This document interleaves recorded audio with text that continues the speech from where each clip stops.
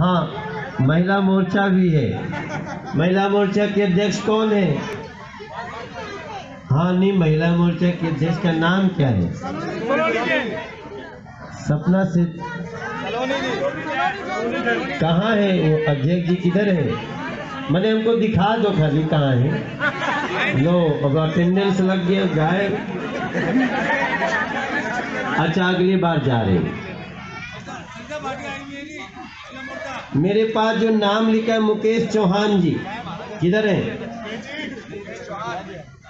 ये किनका नाम है? मुकेश चौहान जी क्या है? अच्छा, मंडल उपाध्यक्ष।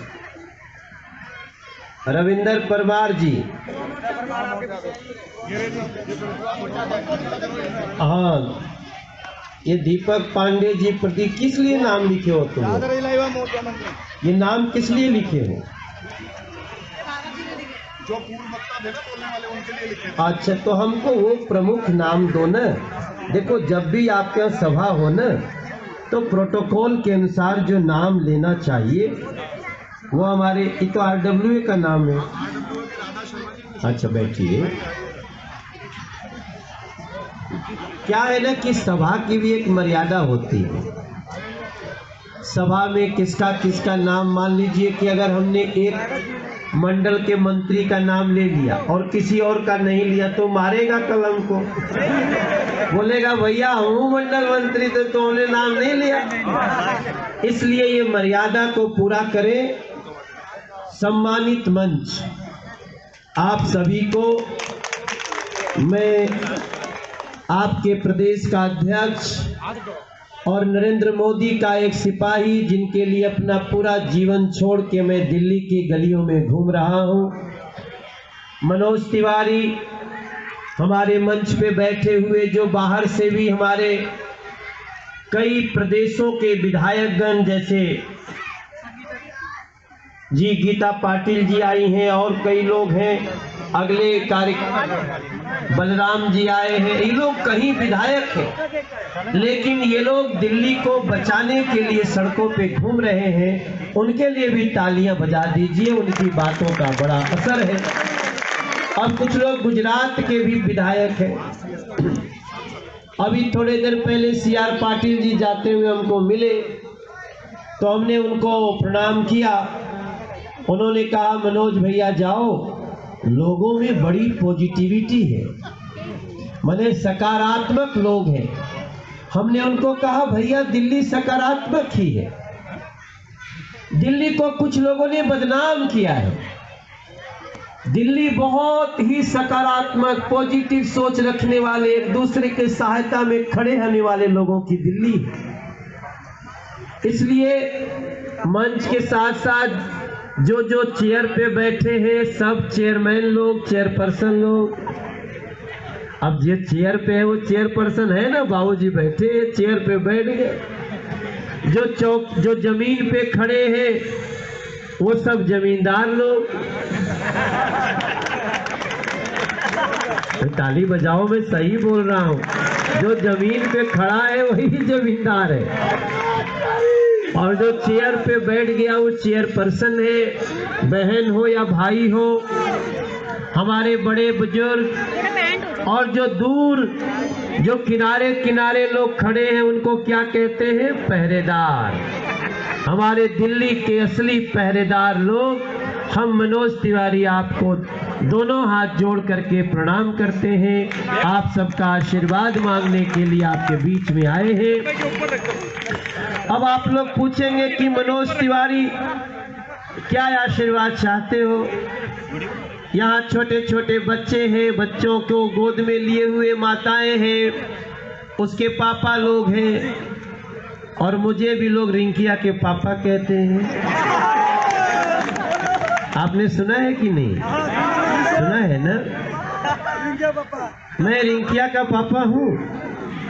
एक तो मैंने गाना भी गाया है, और दूसरी बात कि मेरी बेटी का नाम भी रीति है, इसलिए मैं रितिया का पापा हूँ।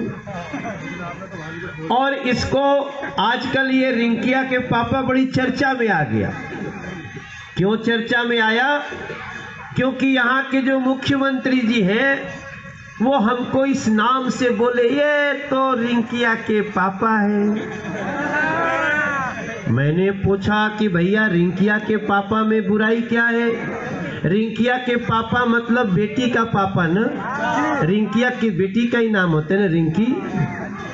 तो बेटी के पापा होना शर्म की बात है कि गर्व की बात है? आप लोग बताओ, जोर से बताना कि बेटी का पापा होना शर्म की बात है कि गर्व की बात है? बेटी के पापा का मजाक उड़ना चाहिए कि सम्मान होना चाहिए? अरे ऐसे ही बेटियां कम हो रही हैं।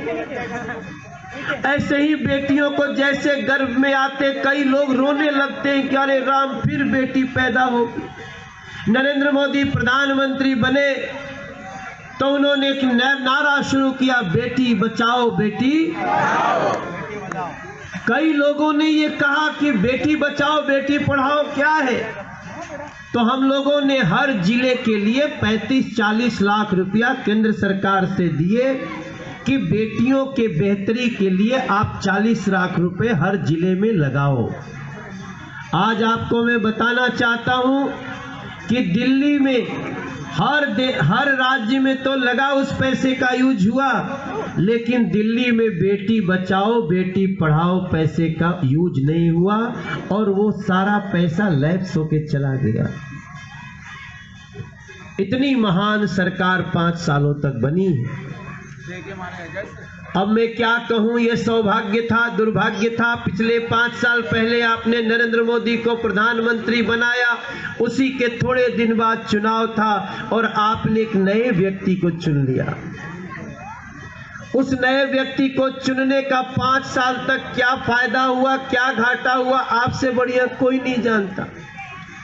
हम एक बात आपको याद दिला सकते हैं, याद करिए, 4.5 साल तक एक ही काम होता था, मोदी जी को गाली दो, एलजी को गाली दो, एलजी के घर में घुस के सोफे पे धरना दो। हुआ था कि नहीं हुआ था? याद है कि नहीं मेरे भाई बहन? 4.5 साल तक यही होता रहा। क्यों? क्योंकि उनको नरेंद्र मोदी को हराना था। उनको दिल्ली का काम नहीं करना था, उनको नरेंद्र मोदी को हराना था। जिस नरेंद्र मोदी ने बिना हिंदू मुसलमान देखे सबके घरों में 13 करोड़ घरों में टॉयलेट बना दिया। जिन घरों में बहू बेटी सिर्फ इसलिए बीमार हो जाती थी कि रात में गांव में उसके पास शौचालय नहीं होता था, जिसके घर में शौचालय नहीं होता था रात में कैसे निकले, उसको शौच क्रिया होती थी, दबा के रखती थी, बीमार हो जाती थी, अनिल गोयल के पास चली जाती। डॉक्टर है ना भाई, डॉक्टर के पास चले जाते थे। कई लोग तो ये सोचने लगते थे कि लागता कनिया के भूत लागल बा। मैं आज आपको हंसी आएगी लेकिन मेरी बात को ध्यान से सोचिएगा। कई लोग ओझा को दिखाओ, झरवाओ, फुकवाओ। अरे भैया वो कोई भूत नहीं लगा था, ये भूत इस देश की 15-20 साल से 70 साल से जो सरकार दूसरे की चल रही थी वही भूत का काम कर रही थी जो 5 साल तक दिल्ली में आम आदमी पार्टी की सरकार ने किया। आज मैं जब आपके बीच आया हूं तो हम लोगों ने संकल्प लिया है। हमारा संकल्प पत्र हमने कल घोषित कर दिया है। हमारे संकल्प पत्र को जरूर मंगा लीजिएगा मेरे ताऊ जी, बड़े बुजुर्ग, चाचा, माई, दादी। हमने इसमें कल लिखा है कि जब एक बिलो पॉवर्टी लाइन मतलब गरीब के घर की बेटी जब 9वीं क्लास में जाएगी तो हम लोग उसको तुरंत साइकिल देने का काम करेंगे। वो चाहे किसी भी कास्ट की हो, किसी धर्म की हो, हम उसका धर्म नहीं पूछेंगे कि तुम हिंदू हो कि मुसलमान हो। हम पूछेंगे अगर तुम्हारे माता पिता गरीबी में जीवन जी रहे हैं तो हम तुमको 9th क्लास में साइकिल देंगे और जब 12वीं क्लास पास करके कॉलेज में जाएगी तो हम उसको स्कूटी देंगे इलेक्ट्रिक। ये हमारी सरकार ने फैसला किया। हम लोगों ने देखा इस दिल्ली में 2 रुपया किलो राशन का गेहूं मिलता है। आप लोगों में से किसी का राशन से खाना लेते हैं? हाथ उठा के बता सकते हैं किसके किसके घर में राशन से आता है? हाथ उठा के बताओ जिनके घर में। अच्छा, ऐसे कितने लोग हैं जो उस श्रेणी में आते हैं और राशन कार्ड अभी नहीं मिला है? ऐसे लोग हाथ उठा के बताएंगे। वो भी काफी लोग हैं। हम लोगों ने एक निर्णय लिया है, भैया देख लिया, हम लोगों ने निर्णय लिया है 1 साल के अंदर जिनको जिनको अभी राशन कार्ड नहीं मिला है, जो लोग गरीबी रेखा के नीचे हैं, उनको राशन कार्ड देंगे। और अभी तक जो 2 रुपया किलो गेहूं मिलता था, 5 रुपया किलो पिसाई लगता था, अगर आटा लेना हो तो 10 रुपया किलो लेता था।